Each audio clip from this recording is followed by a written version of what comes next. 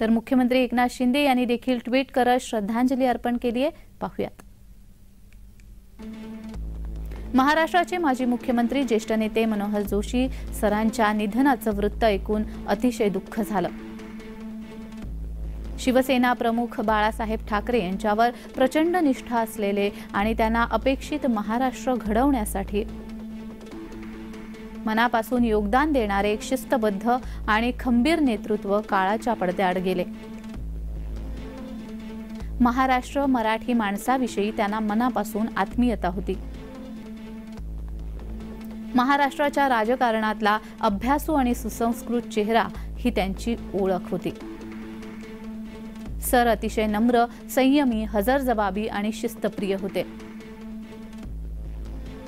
महाराष्ट्राच्या राजकीय, सामाजिक, शैक्षणिक अशा विविध क्षेत्रातील त्यांची कामगिरी, योगदान आमूलाग्र बदल घडवणारं होतं. शिक्षण क्षेत्राविषयी त्यांना तळमळ होती. त्यामुळेच कोहिनूर टेक्निकल इन्स्टिट्यूटच्या माध्यमातून त्यांनी तरुणांना शिक्षणाकडे वळवलं.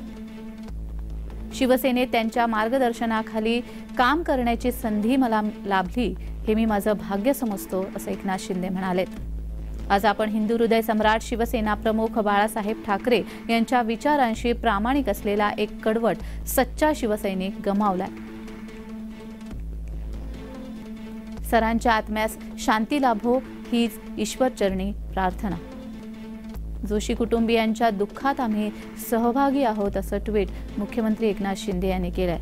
भावपूर्ण श्रद्धांजली.